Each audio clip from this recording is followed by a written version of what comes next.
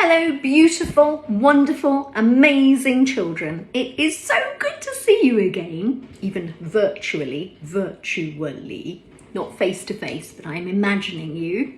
And I hope you're all doing really well at school and having a wonderful week. And we're going to talk about Parshat Lecha.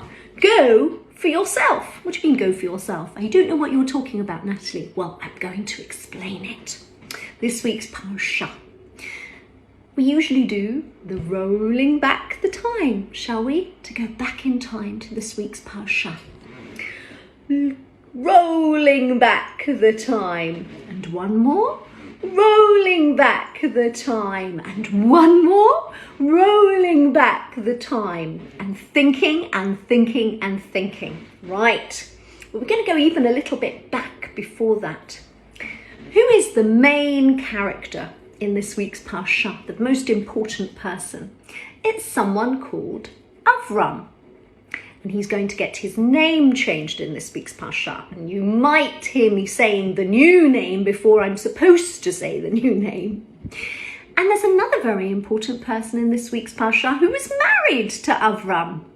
She wasn't called Mrs. Avram. She was called Sarai. And she's also going to have a name change in this week's Parsha. And I'm also maybe going to give you the new name before I'm supposed to give you the new name. Okay. This little Avram, though, in this week's Parsha, he's 75, 1 year less than the sweetie man. In this week's Parsha, Avram is older. But just to recap, when Avram was only 3 years old, he knew there was only one Hashem. And he's only 3.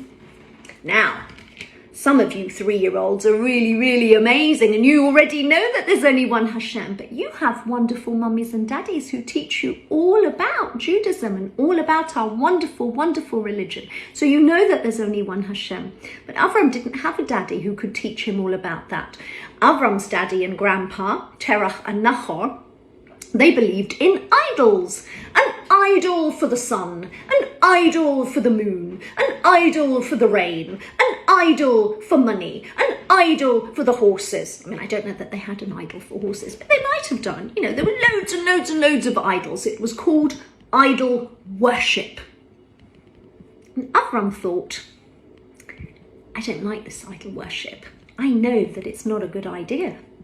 So Avram decides to destroy his father's and grandfather's idols. SPS, some people say, aka also known as the Midrash, that they had a big shop full of idols. And Avram smashes the idols. Avram smashes the idols and he puts the big hammer into the big idol's hand. He smashes all the others. And Nahor and Terach and they all come around and say, well, what are you doing? What did you do?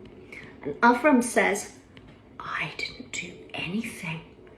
The big idol got very cross with the other idols and he did it.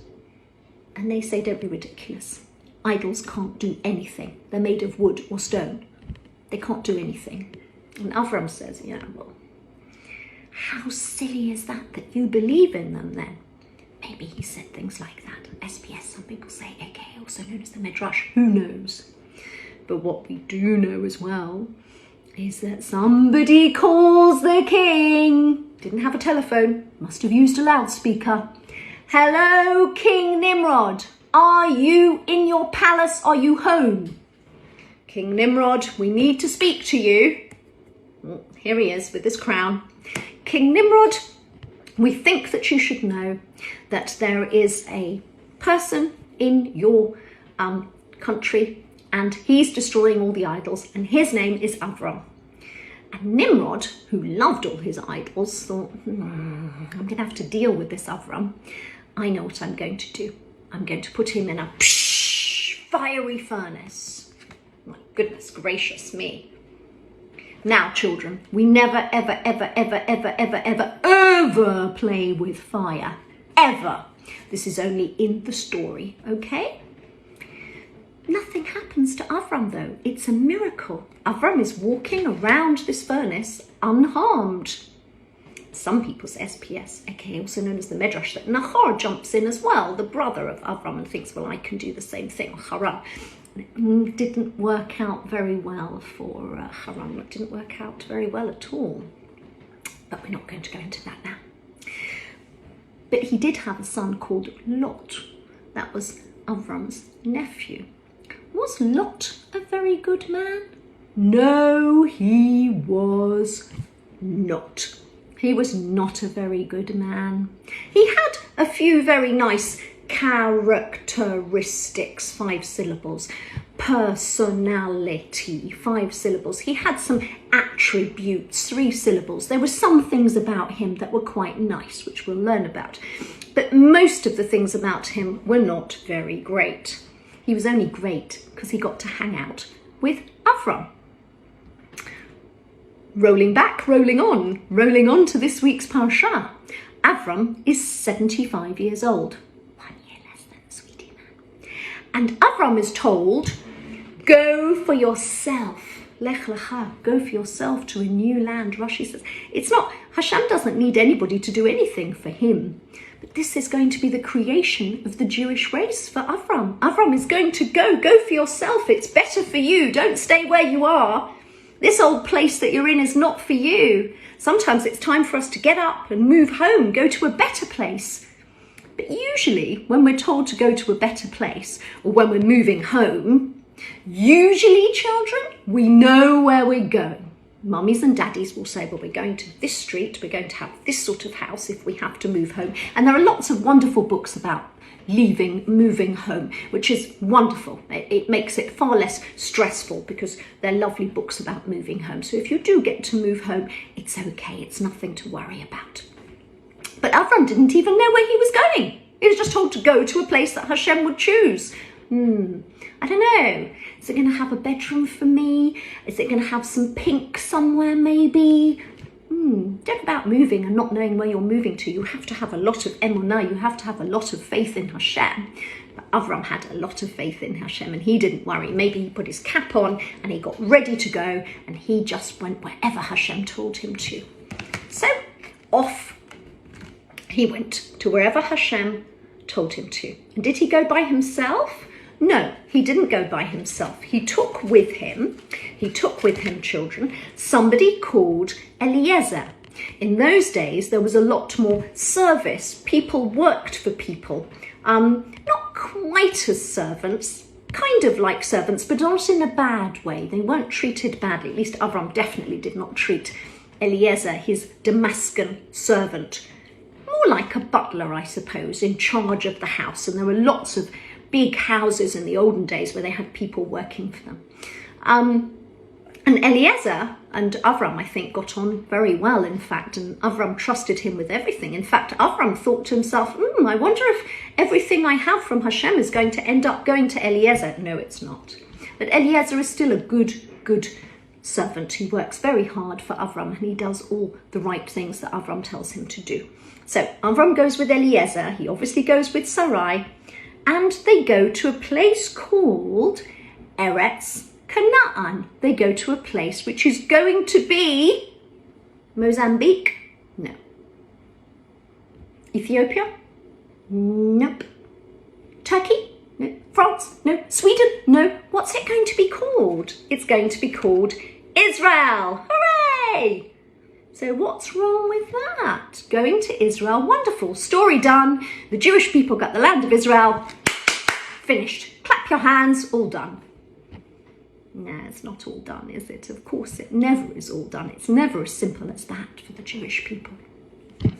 Avram goes to Eretz Canaan, but unfortunately, there's a drought. There's not enough water. And in those days, if you didn't have enough water, and even today, if you haven't got enough water, then you're in big trouble. You need enough water to be able to feed your family. So Avram said, look, I'm really sorry, Hashem, I'll come back, but I'm going to have to go somewhere temporarily. 5 syllables, just for a little bit. I'm going to have to go somewhere. I'm not going to go for long, but I will have to leave Eretz Canaan, aka Israel, for a little bit. Now, which country does he go to? Does he go to France? No. Have you been to France? No. Does he go to Sweden? No. Have you been to Sweden? I've been to France and Sweden.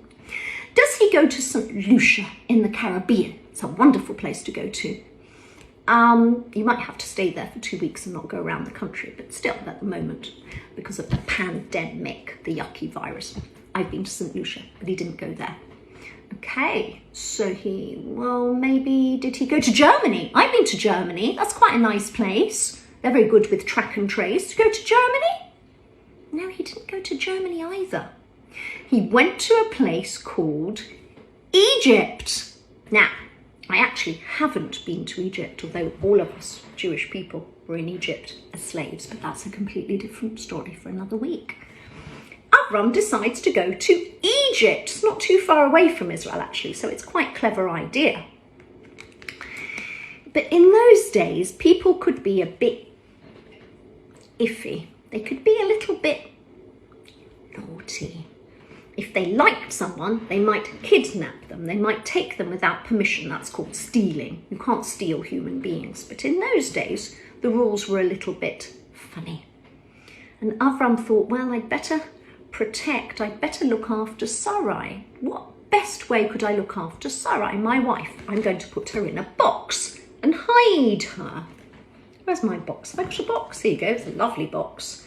I'm going to hide Sarai in a box. Do you think that was a very good idea? Of course not. They found Sarai in the box. So then Avram said, well, I don't want them to hurt me, so I'm going to pretend she's my sister. Yeah, this is my sister Sarai. Unfortunately, the king decided that he liked Sarai, so he was going to take her to his palace. But it's okay, children, because Hashem decided that the king had to give Sarai back with lots of presents to Avram. So it all worked out okay. Until the next problem. Lot has a lot of sheep. And Avram has a lot of sheep. SPS, some people say, aka also known as the Midrash, that Avram was very good at muzzling his sheep.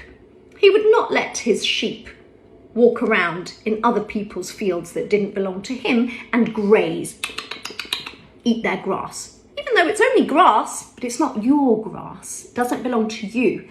Whereas SPS, some people say, aka also known as the Midrash, Lot didn't care.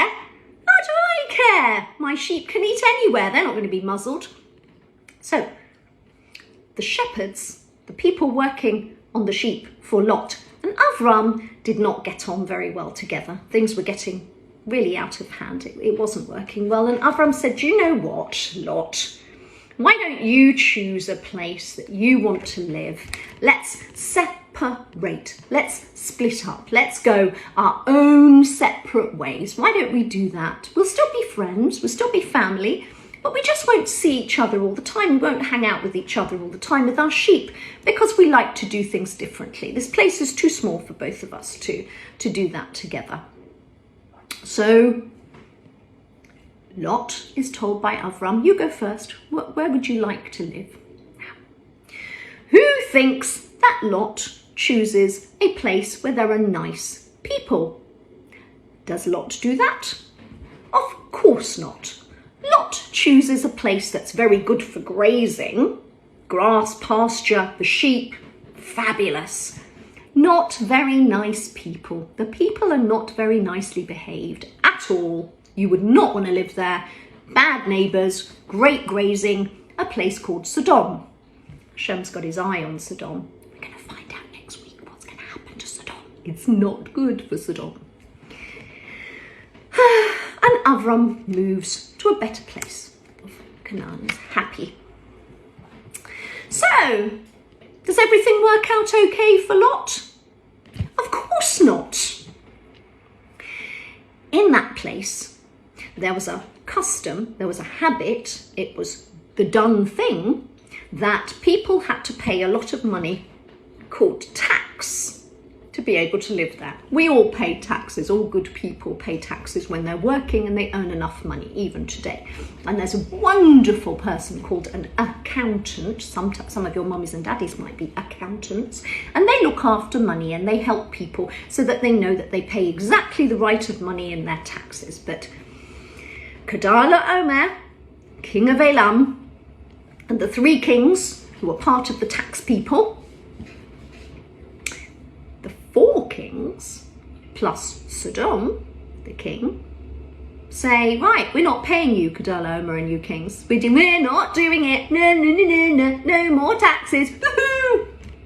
Not a very good idea, because Kedar Omer and the three kings wage war against Sodom and the four kings, and they win. They win. And they then take captive, they take as a prisoner Lot. Yeah, was Lot good? No, he was not. They got Lot, and they got the king of Sodom. What's going to happen? Who's going to save Lot? Can you guess? Of course, Avram gets told that Lot is in trouble again, and he comes to save Lot with 318 men. And when he wins, they say to him, what would you like? Would you like a lot? Like Lot? No, I would not, said Avram. I don't want a thread. I don't want a shoelace. I want nothing from you. Everything I have, Hashem has given me.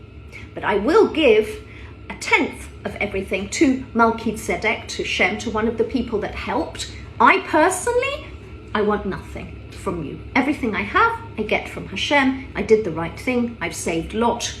Bye. Okay. Avram is going to be 99. And Sarai is his wife. And Avram is going to have a name change. His name is going to be Avraham, father of many nations. And Sarai is going to be called, she's got a baby here, but she hasn't got a baby in this week's Parsha. Sarai is going to be called Sarah. Much better crown for a princess like Sarah. And in the meanwhile, Avraham, a bit younger on, has, 86, has a child, but it's not from Sarah. Sarah says, do you know what? SPS, some people say, aka also known as the Midrash, when they were in Mitzrayim, when they were in Egypt, the king of Egypt realized how special Avram and Sarah were, that he said, here, take my daughter, she is an Egyptian princess, but it's better for her to work for you rather than being an Egyptian princess in our country. And her name was Hagar, and she married Avraham. And she had a baby called Yishmael because Hashem listened. And she had this baby called Yishmael. And Yishmael was not going to become Jewish. No, he wasn't going to become Jewish. But he was going to be a great big nation. And a lot of people would fight him. And he would fight a lot of people. But he was going to be very, very important. Just not head of the Jewish race. But a very important race, a different one. Okay, so that's Avraham and Sarah with their name change. And then it was one beautiful night. Now, in my room where I used to take the children's service, and I'm not going to be taking it in that room, hold that thought, I've got more to tell you when I finish the Parsha. But when I did take it in that room, there were little lights in the ceiling, and the ceiling lights could look a lot like stars if you're just careful not to get blinded by them. Hashem said to Abraham, look at the stars, so will be your descendants, your children, the people that will come from you. But Abraham didn't have any children at that point. Do you think? Well, obviously it happened because we're his children, so it did happen. It just didn't happen in this week's Parsha yet. But Abraham had a lot of faith, and he said, okay, I understand, Hashem. Let's have a treaty. Let's have a promise between us, a covenant, 3 syllables. And we're going to have 3 calves. Things were a bit different in those days. 3 calves, 3 goats, okay, 3 rams, okay, a pigeon, okay, and a dove. I drew a dove recently and I did a wonderful poem for my dove. Okay, but the birds weren't cut up, but the animals were cut in half. And smoke and things went through the animals, and Hashem made Avram fall asleep. And it was a little bit dark, it was a little bit scary, because some of the things that are going to happen to the Jewish people, some are a little bit sad and a bit scary, but you don't need to worry, because Hashem saves us. So you don't need to worry, children. And that was the Brit Ben Habsarim, that beautiful stars in the sky. Let's see if I've got more stars. Some sun and a moon. Okay, so we're getting to the end of our parsha, and there's Avraham, 99, and he does something called a Brit Milah, circumcision. It's a sign of all Jewish males. He does it at a very old age, at 99, and he does it for himself. He does it for all his household, those 318 men, and he also does it for his son Yishmael. And his son Yishmael is, we understand, at that time 13 years old. Jewish boys don't have their Brit at 13 years old. We're going to find about this in next week's Parsha, because obviously Avram's going to have a little boy. Don't let anybody know I told you the secret. And the little boy is going to have a Brit at 13 years old? No. 12 years old? No. 11 years old? No. 10 years old? No. 9 years old? No. 8 years old? No. 7 years old? No. 6 years old? No. 5 years old? No. 4 years old? No. 3 years old? No. 2 years old? No. 1 year old? No. The little Jewish boys, if they're healthy, if they're not healthy or it's not ready yet, then we wait. Sometimes it can't be so quick. 8 days old for the Jewish boys. So Abraham is promised that he's going to have a beautiful Jewish child, and he laughs with joy at the news. And we're going to hear a lot more about that next week, next week's Parsha. Now, tomorrow I'm hoping to go and see the most amazing person in the shul. There's lots of amazing people, Rabbi Lawrence, Rabbi Lecha, all the wonderful people, Denise who works in the office, but there's also Shimon who's very important, and he does so many wonderful things for all the community, and he works so hard. Sometimes it's very difficult because everybody wants something now. Anyway, I'm going to see Shimon tomorrow to see whether there's a part of the shul that I feel is a little bit less risk for us to be in.